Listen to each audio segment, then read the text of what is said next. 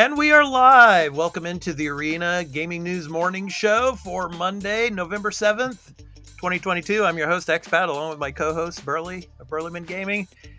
Burley, how you doing? How has the time change affected you? Well, it has royally affected me. It screwed up my... I'm not going to lie. I am exhausted. Okay, so I just want to do our little sound bite for from all of us here in Japan who don't have to deal with the time zone changes and stuff, or the time differences and stuff. So yeah. おはようございます皆さん Good morning motherfuckers 起きていない人もいますね早く起きて起きて起きて起きて Okay. That means get up, get up, get up. Get up, people. Get up. So all of you people out there, yeah, here in Japan, we don't have to turn our clocks backwards. We don't have to turn our clocks forwards. It stays the same all year round. Yeah. And of course, we live in the future. So now, Burley, you are 14 hours behind us. All of you out in the Pacific, you're 17 hours behind us. Yeah. So, yeah. Good stuff, man. Yeah. So I hate the time change every year. I hate it the 2 times a year. yeah. It screws me up for days of my sleep Yeah. and my internal clock. Like, I am a routine guy when it comes to my sleep. Yeah. You keep that routine because the thing is you mess with it and it's just like, Yeah, we were just talking before we started the episode here that just think if you came out to Japan, it's like, you lose a day. So yeah, I mean, a lot of people when they come out here from like the West, it messes with their sleep big time. So but yeah. But most people can sleep on a plane anyway, right, Burley, as you were saying? Yeah. Oh yeah, most people can. Yeah. Yeah. You go on exhausted. Yep, you'll pass out. Yep. And then 10 hours after, 12 hours later, then when you get into Japan, then you wake up. That's my plan when I eventually come down. So, what did you play this last weekend? I was still playing Plague Tale Requiem. And I downloaded, I pre-ordered and downloaded God of War Ragnarok, so I'm waiting for that. The timer, it's ticking. It's like now, what is it, 1 day, 19 hours or something like that. It's getting close. So, yeah. How about you? For me, I downloaded Sonic Forces Frontiers on my PS5. Nice. So I got that all installed and ready for tomorrow. Cool. I played and keep playing some Xenoblade Chronicles 3, making some progress in there, and streamed some Mario Kart yesterday. Nice. Very good. Yeah, I mean, the weekend, it was, usual for me. I played Plague Tale Requiem a little bit. Did some things with the wife, did some shopping and everything. So she was working on, the living room and everything, rearranging stuff, and got it pretty much finished. So, nice. And she got a kotatsu table. Do you know what a kotatsu table is, Burley? No, I do not. Okay, so here is your cultural lesson for the day before we get into the gaming news. A kotatsu table is used in Japanese houses, and on the bottom of the table is a heater. Okay. So, and then you put like a big warming blanket on the top, and then of course the top board of the table goes on the very top, of course. But you basically, sit on the floor and you put your legs underneath and keep your legs warm and everything. So that's what a kotatsu table does. So usually a kotatsu table is in a tatami room in most Japanese houses. Oh, the gambling room. The gambling room. Yeah, okay, whatever. Yeah, from the Yakuza games. Yeah. That's your fantasy of that. Yeah. But anyway, so yeah, of course we have a tatami room next to the living room, and so my wife, of course, she watches TV in there, and she decided to get a kotatsu table because my daughter's now in Canada. My son is in university in Tokyo. So yeah, I mean, so set that up, and it's looking really nice. So, and the cats love it too. The cats can like go underneath and sleep, underneath the warm, heater. So good stuff. Oh, yeah, I'm sure they love it. And good morning, Tweel, in the chat. Hey, Tweel. Hey. So I know I talked to you in the Discord there, chatted with you, said that that you woke up early. So yeah, hopefully things work out for you. So yeah. But anyway, yeah, good morning, for anyone affected by the time change, the caffeine business is going to go up over the next couple of days. Oh yes. Because after I said this earlier, after we're done doing this morning show, I'm putting in my coffee order. Do it. Oh, trust me, I will. Do it.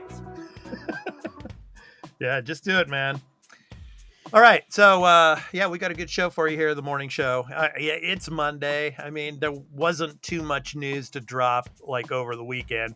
There was some speculation, a bunch of clickbait articles about Diablo 4, and that these people on the internet know exactly when the release date is, and it's possibly going to be announced at the Game Awards. I mean, just a bunch of clickbait. I mean, just wait till it's actually announced and then talk about it. So we got that, but we're going to be talking about Call of Duty, because there was some news about Call of Duty and a hotel in Amsterdam. We're going to talk about that. We're also going to be talking about The Last of Us TV series. Now has a release date, and of course here on the Arena Productions we are going to be doing review and discussion episodes on that when it releases. We're going to talk about that, and then our topic of the show, good old Kojima. He says that Kojima Productions is going to stay independent until the day that I die. So we're going to talk about that. So let's go ahead and get into it, but before we get into it, let's go ahead and fly the drone, Burley. Okay? So get the controller. All right? Yeah, I got the controller. All right. So first story right after this. Drone launching.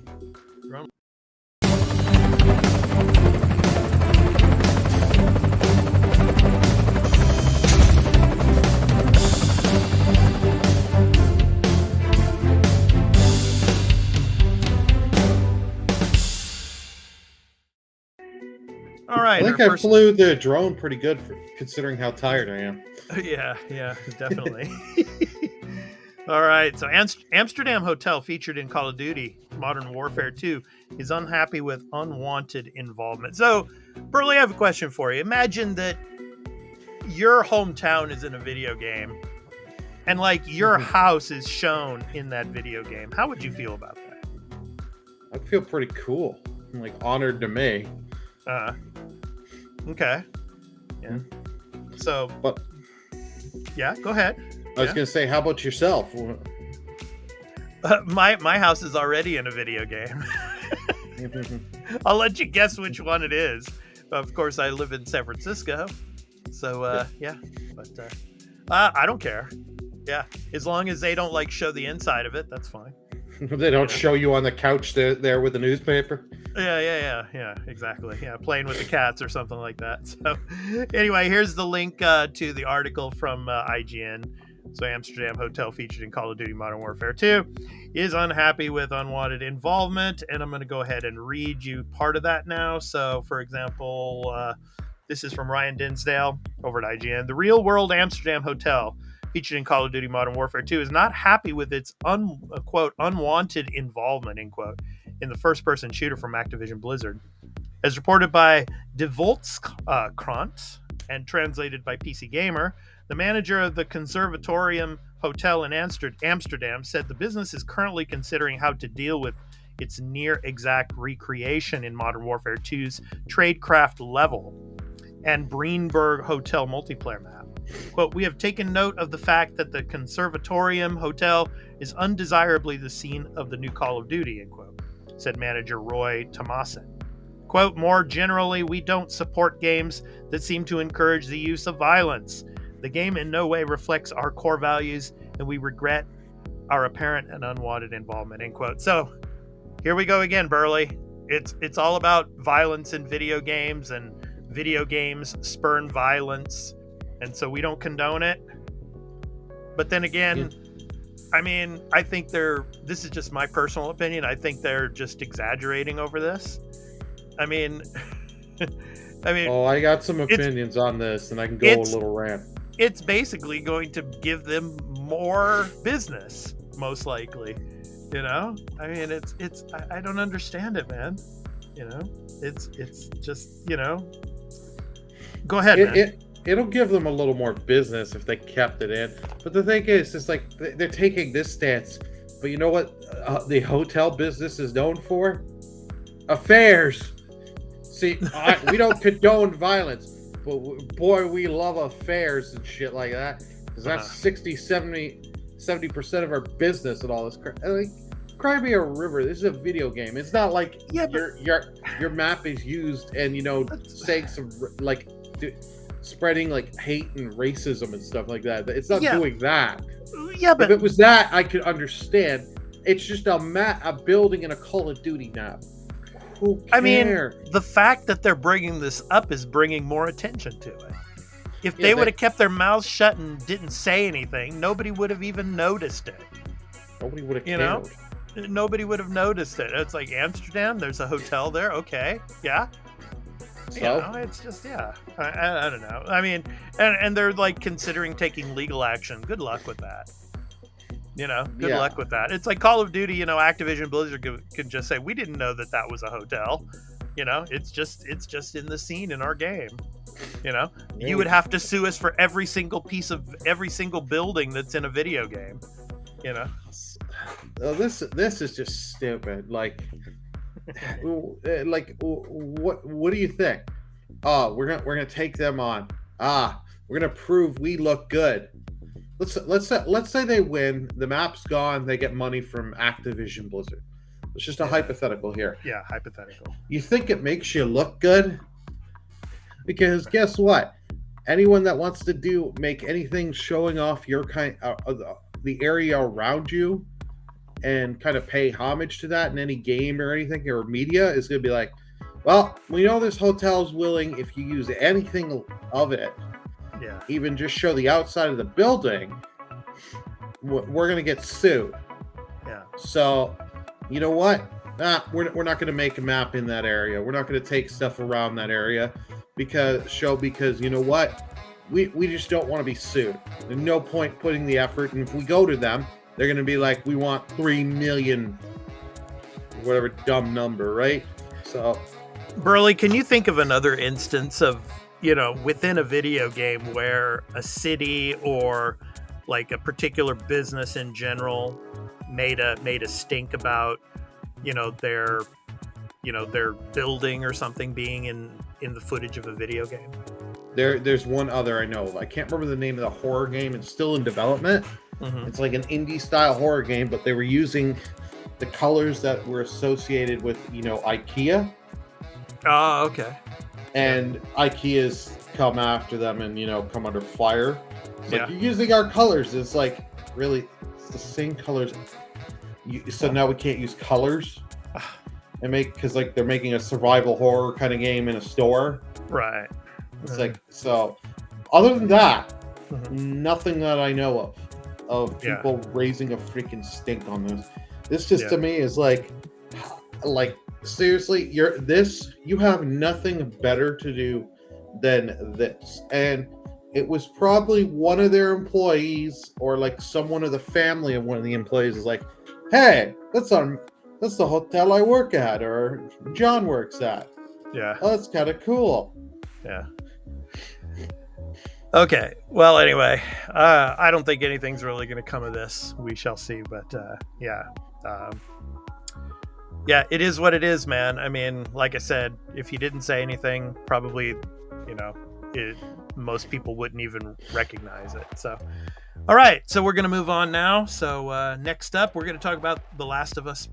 The Last of Us is going to have a TV show, as everybody knows by now, on HBO Max. And it's coming in January, so we're going to get to that right after this, so stay tuned, everyone.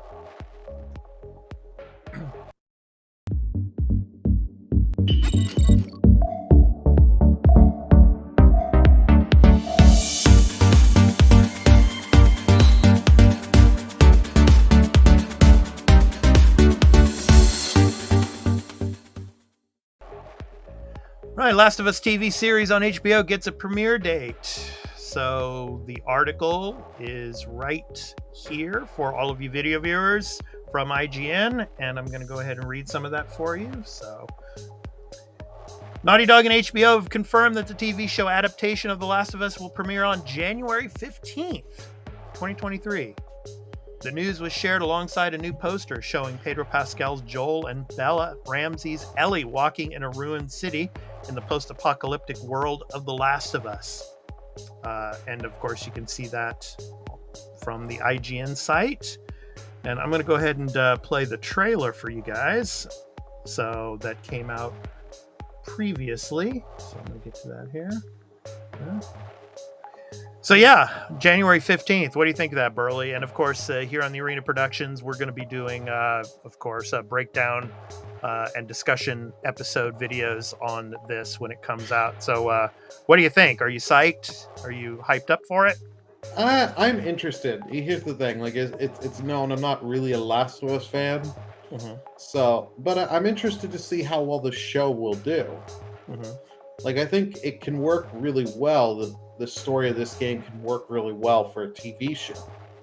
Yeah. So how closely are they going to follow the games? Are they going to change things up? I kind of hope they keep the core ideals, but you don't need to necessarily go beat by beat. You know what I mean?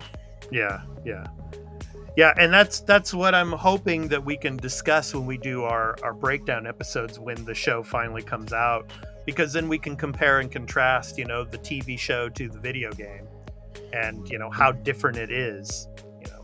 So yeah, I'm excited for it. Usually, there you go. There's your clicker. Yeah, I mean, HBO usually, they got some really, really good production value to most of their shows. I'm looking forward to it. So yeah, let me read a little bit more of it for you here. So this is from the IGN article. Of course, the January 15th premiere date was, of course, leaked yesterday, or not yesterday, on November 1st, I should say, via the HBO Max app and website and promotional materials in the UK. But of course, now it's official. So the first season of HBO's The Last of Us will consist of 10 episodes. So 10, Burley. And it looks to cover the events of the first game from 2013. However, some of the episodes will feature events that, quote, deviate greatly, end quote, from the game. So yeah, I'm looking forward to, that, to be able to discuss it. So yeah. So yeah, I'm excited for it for sure. So yeah, I'm excited. And I hope they like fully have this outlined, that they know, like, okay, we're going to do this for 3 seasons, for example. Have things, outlined instead of like, okay, season 1 was really good. We have ideas for season 2. Yeah. And then it's like, after that, we renew it for season 3, but we have no idea what to do. Yeah, I mean, are 10 episodes for the whole first game? Oh, I no, I don't think so. You think it's going to go into the second season will still be the first game, I would think. I don't think they'll get through the whole game in one season. I think that'd be 2 seasons. And hopefully we don't do Last of Us 2. But like they said, they're going to change stuff. So change stuff. If you can make it more different, interesting, more engaging, that people will because the thing is like, I don't want to see online, I played the games 15 times, so I know exactly on this episode this is going to happen.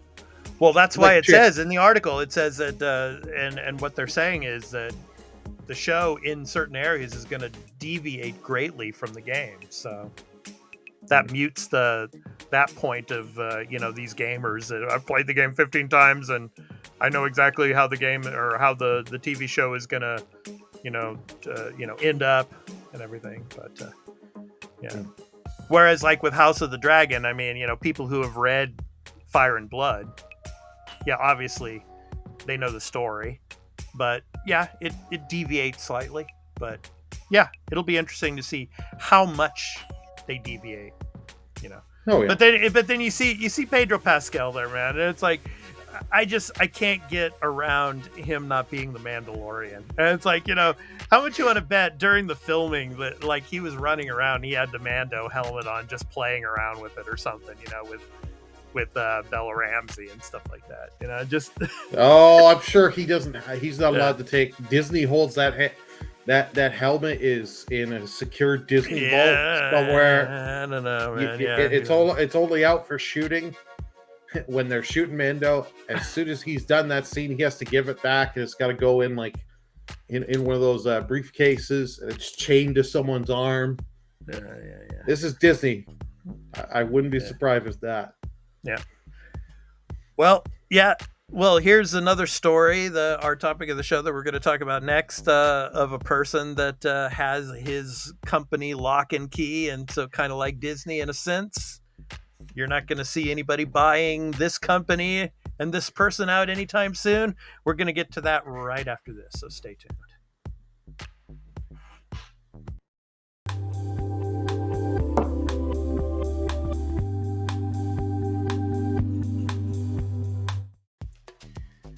All right. Kojima-san. Kojima Productions. Kojima-san says, I'm going to stay independent as long as I'm alive. So we'll see about that, but yeah, I mean, that's what he's saying now. So anyway, I will show you the link to the story here. This is from, of course, vg247.com. You can go and check out the story there.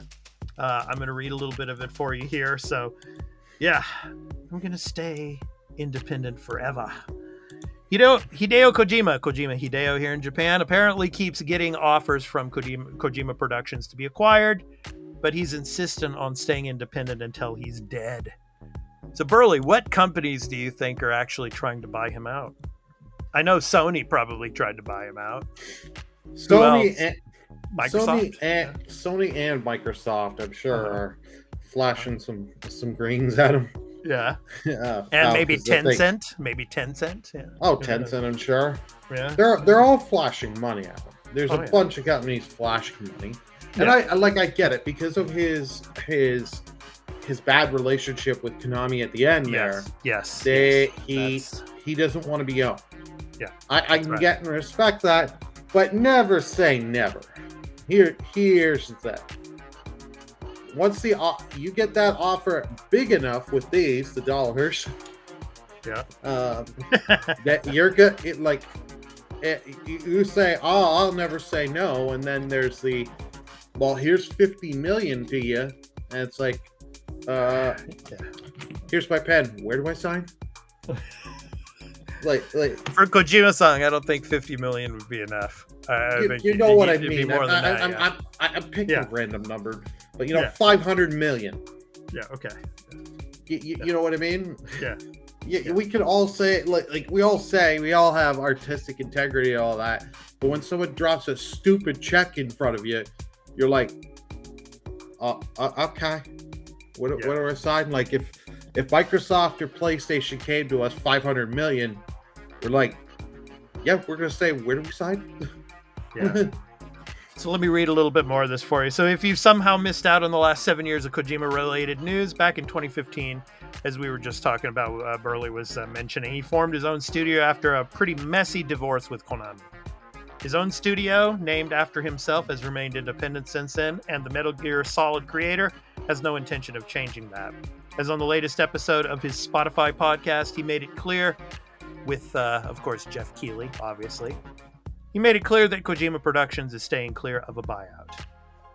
And that is via Eurogamer. So, yeah, I mean, good on him. I mean, because Japanese business culture is pretty tough, man. It's tough. I mean, basically, if you show any signs of deviation, if you show any signs of independence, you are going to be literally shunned and be made obsolete within the company. I mean, that's just the way things are here. I mean, it's a very childish mentality, but that's just the way things are here. I mean, it's either you are a family, and if you have any signs of independence, you are breaking away from the family. And it's like, why would you do that? You know, and that's just the mentality of Japanese business and corporate culture, unfortunately, especially with these older companies like Nintendo, like with Konami. And yeah, unfortunately, he was a part of that for many, many years. And good for him to say, I'm going to stay independent, especially within Japan, you know, because he's going to succeed, you know, with whatever he does, you know, whether it's out in the West or out here in Japan. But yeah, I mean, just I can understand his feelings, especially from living out here for so long, you know. And yeah, good on him for doing it. Yeah, Burley. Yeah. Anything else you want to add to that? Yeah? No, I was gonna say, like, yeah, no, I do appreciate that. Good on him. Stay independent and do things the way you want to do them. Mhm. Totally respect and honor that. Mhm. I'm just of the never say never on something like this, because so many of these guys always say, "I'll never be bought out. I'll never do this." Mhm. And it's not a matter of if, it's just a matter of when. I think Kojima will hold more true to that than most other people, but Well, you never know. for him, if something like that were to ever happen, he would have to have a hell of a lot of independence within that new company to do what he wants to do. There'd be stipulations. Don't get me wrong. Like, if there was a buyout, he'd be like, I have final say on any projects released under my company, under the company. I have final say. I have vetoes and all this and that. And any projects I want that I deem worthy, we're doing. Yeah. Yeah, that's for sure. That is for sure. So yeah. So good old Kojima, he's gonna stay independent. So okay, so just a couple of programming notes. Obviously, the Arena Productions. Of course, we've got a lot of content. We had our latest episode of Andor, episode 8 and 9, breakdown and discussion. We did that, so please go and check that out. And of course, every week we're doing our breakdown and discussions of Andor until the show finishes. So please go and check that out. And we also have an official website, so if you haven't gone, please go and check that out. It's at thearenaproductions.com. So we have a blog there, we have a forum, so please leave some suggestions, some comments in the forum, things you want to discuss when it comes to video games. Yeah, that's the place to do it. You can do it there. And obviously we also have a Discord too, for the Arena podcast, so based on video games and entertainment discussion. So there is a link below. You can come and join us and talk to us about, gaming news like we talk about here, as well as entertainment and pop culture related stuff. So yeah, it's good stuff. Yeah. Right. And of course, if you are new to our channel here at the Arena Productions, be sure to hit, if you enjoyed, of course, our content here, you enjoy the morning show, please be sure to hit that like and subscribe and the notification bell for when we drop a new episode here. So you will be notified on the Arena Productions. So when we drop new episodes of the morning show, and of course, our weekly podcast, the Arena Multiplatform Gaming News Podcast, episode 110 is up on the channel now. So we discuss a lot of the big games coming out in November. And next week's topic is going to be really cool. So stay tuned for that as well. So yeah, Burley. And also, of course, we are now partnered here on the Arena Productions YouTube channel. We also have a super chat. So, of course, you can utilize that to, of course, support us here on the Arena Productions. Of course, any support that you give us, of course, will help us to make, of course, all of our content a lot cooler and, make sure that, we bring a lot of new stuff to you. So, yeah. Burley, anything you want to say about that? Yeah, I was going to say fund our caffeine so that way Burley can stay awake. Exactly. Sorry. Yeah, that's a little minor part of it. Yeah, but of course, any support helps us to to make the you know, the content better, and to make the Arena Productions a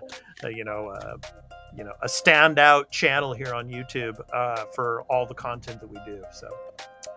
So super chat, super stickers, super thanks, so all that stuff is available.